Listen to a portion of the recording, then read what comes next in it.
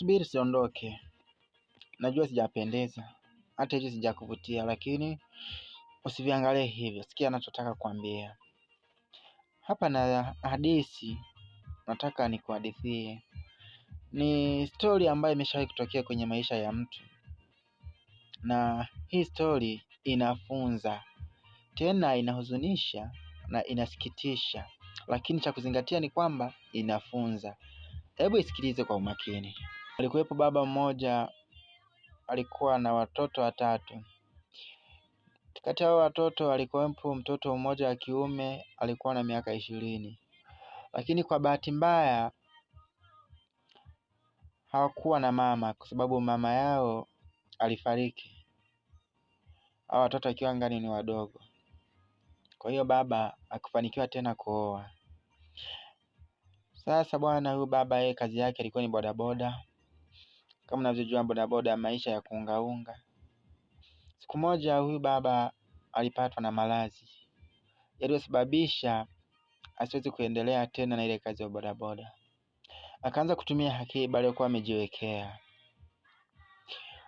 Sasa kwa bahati mbaya, na unajua pesa kama haifanyi biashara ni lazima itaisha haraka. Basi ile akiba ikaisha. Ilivyoisha, akamshauri mtoto wake yule mkubwa mwenye miaka 20 ajifunze kuendesha bodaboda, aone kama anaweza kusaidia kuendesha familia. Ni kweli yule kijana alikubali. Alianza kuendesha bodaboda, japokuwa alikuwa sio mzoefu sana, lakini alijitahidi kwa uwezo wake. Lakini tena ile familia haikuwa na bahati. Yule kijana naye alipata ajali, mguu wake ukakatika. Sasa bwana, kumbuka huyu mzee akiba yake ilikuwa imeshaisha. Kijana naye pia alikuwa hajaweka akiba, kwa sababu ndio kwanza ilikuwa imeanza kazi na akapata ajali. Ina maana hakupata pesa za kwenda hospitali. Alikaa nyumbani akiamini kwamba Mungu labda anaweza kumponya, lakini mambo hayakuwa hivyo. Kijana aliendelea kuteseka, aliumia, kidonda chake cha mguu kikazidi kuwa kikubwa, kikanuka. Aisee.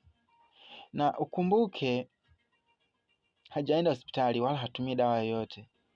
Ule mguu ukaanza kutoa harufu. Baada ya zile harufu, ule mguu ukaanza kutoa funza. Funza wakawa wengi sana. Na ukumbuke mwanzo wa story nilikwambia kwamba hii story inafunza. Ndio maana nikakwambia mwanzo wa story